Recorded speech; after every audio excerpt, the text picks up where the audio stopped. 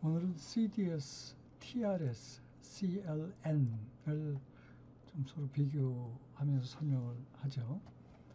먼저 CDS는 일종의 이제 보험 같은 상품인데 어떤 레퍼런스 채권이 있고 그 채권이 이제 부도가 날 거를 걱정하는 CDS 구매자가 보험료 내듯이 그 CDS 판매자에게 보험료를 이렇게 지급을 하고 뭐 3년 계약 중에 계약 기간이 3년이라고 하고 아무 일도 안 나면 그냥 CDS 판매자는 보험료를 받고 끝나는 거죠. 뭐.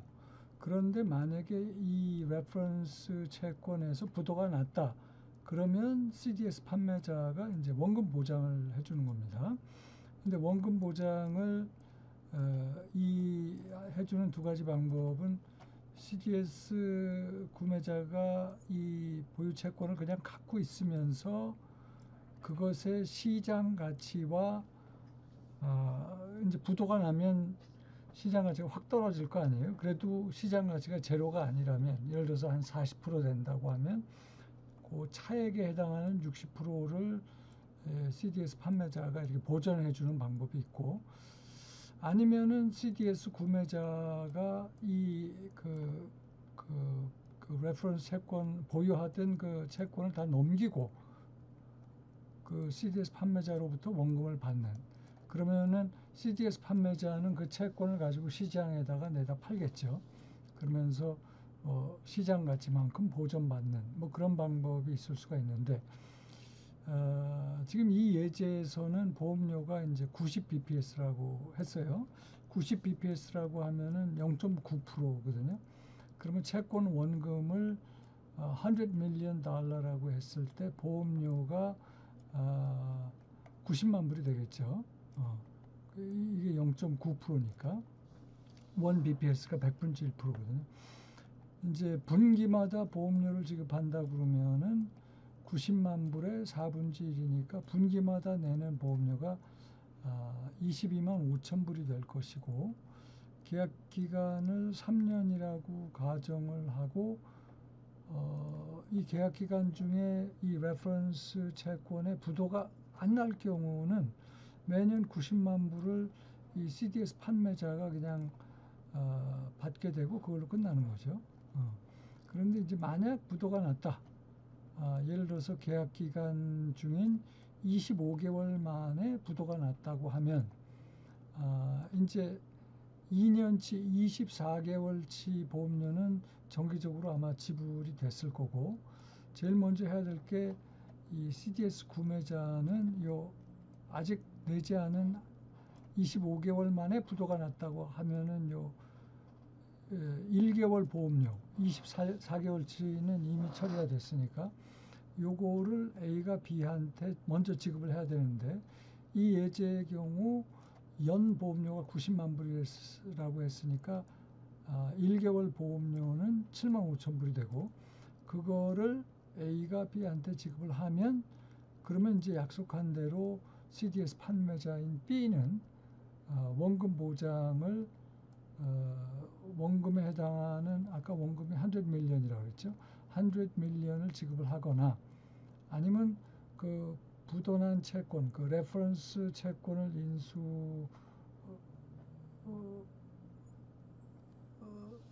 그럴 경우에는 인수받지 않고 100 밀리언을 주거나 아니면 어떻게 되나 부도난 채권을 그냥 갖고 있으면 그것의 시장 가치와 원금의 차이에 해당하는 시장 가치가 뭐 부도가 나서 40%라 그러면 60 밀리언 달러를 주면 되겠네요. 그죠? 그렇지 않고 그 부도난 채권을 인수받으면 원금에 해당하는 100 밀리언을 주면 되고 아까 말씀드린 대로 그 두 가지 방법으로 원금 보장을 해줄 수가 있다는 게 이제 CDS고 TRS는 이제 Total Return Swap인데 총수익 스왑, 트러스트라고도 하죠. 이 경우는 이제 그 보장 매입자가 이 그 총 수익을 주고 그 리버 플러스 알파에 해당하는 소정의 약정 이자를 받는 그런 형태가 이제 TRS인데, 여기서 TRS 판매자는 그 B인데요. 총 수익을 받는 B가 동시에 TRS 판매자입니다. 이 B는 유사시의 기초자산의 원금 보장자이면서 그 기초자산을 갖고 있을 때 총 수익을 받게 되죠. 반면에 TRS 총 수익을 지급하는 이 A는 원금 보장을 요구하는 원금 보장 요구자이고, 또 동시에 총 수익을 주면서 그 대가로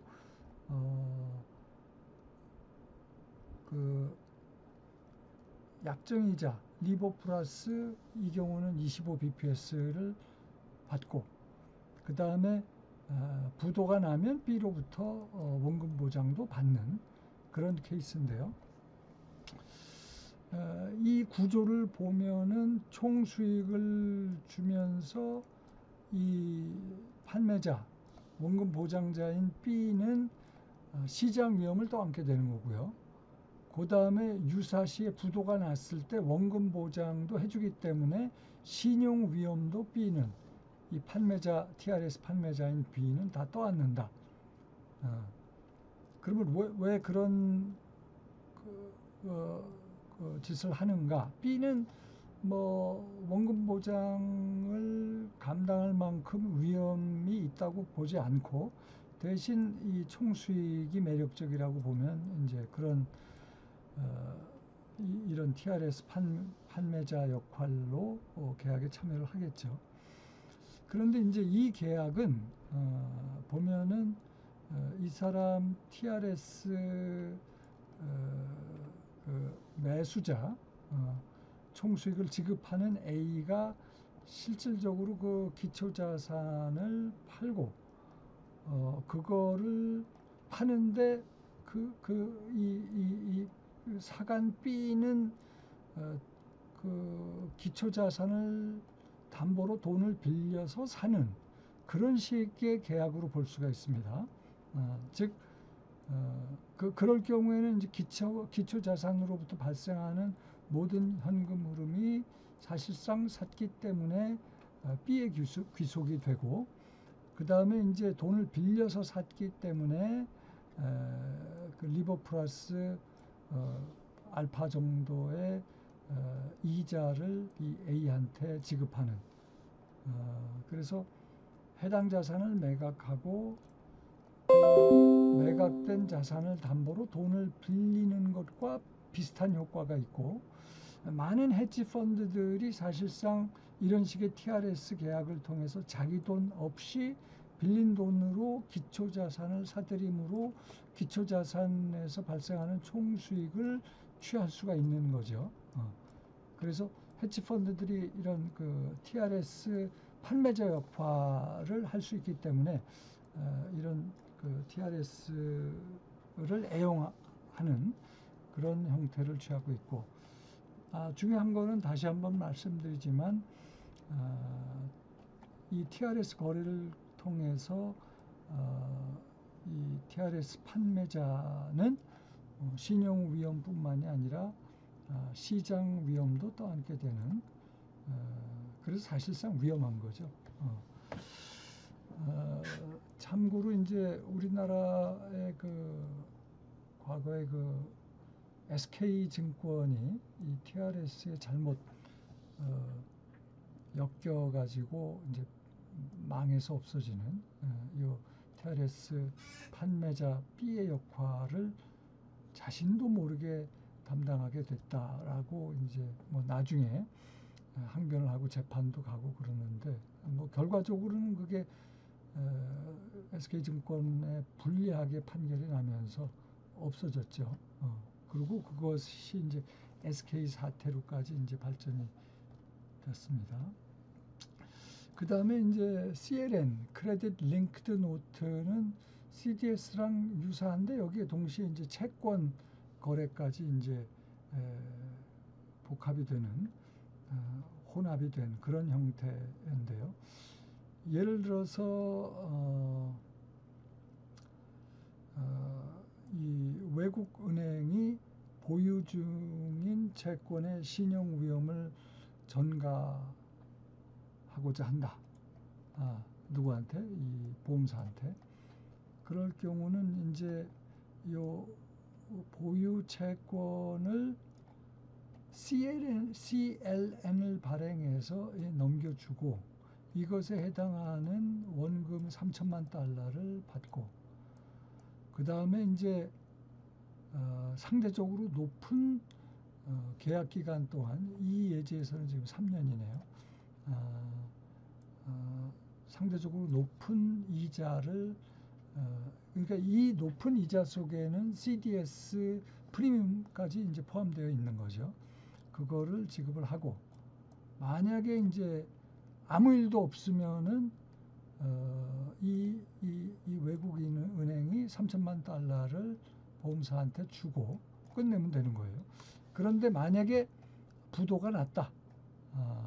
이 레퍼런스 채권에서 그럴 경우에는 이 채권을 떠넘겨주면 됩니다. 이 원금에 해당하는 3천만 달러는 상관하지 말고 그러면은 이 보험사가 그걸 떠안고 뭐 그걸 시장에 내다 팔든지 하겠죠. 그러면서 시장 가치만큼 또 회수를 하겠죠. 이 보장 매도자는 왜 이 CLN을 사들이느냐? 상대적으로 이 굉장히 매력적인 높은 위험 부담의 대가로 높은 이자를 수취하기 때문이다. 이거를 이렇게 직접적으로 조금 전에 설명한 게 이제 이런 형태고요. SPV 통상 이제 증권회사가 SPV를 만들어 가지고 이 담보자산은 이제 그 레퍼런스 채권이 되겠고요. 거기에 그 CDS 바이어가 이제 따로 있을 수가 있고 그 대가로 이제 이 SPV를 주도하는 증권회사는 CDS 프리미엄을 이제 받겠고 요거를 이제 별도로 CLN 투자자를 만들어서 그 증권회사 입장에서는 이 부담을 좀 떠넘기려고 하는 거죠. 그래서 이 발행 대금으로 이 채권 원금을 받고 예를 들어서 CDS 프리미엄이 100bps다. 그러면 1%잖아요. 그리고 이 그 레퍼런스 채권의 이자가 뭐 한 2%다라고 하면은 이 채권 이자를 2.5% 정도 투자자한테 주면 이 투자자는 시장의 그 금리보다 높은 그 이자를 받게 되니까 좋고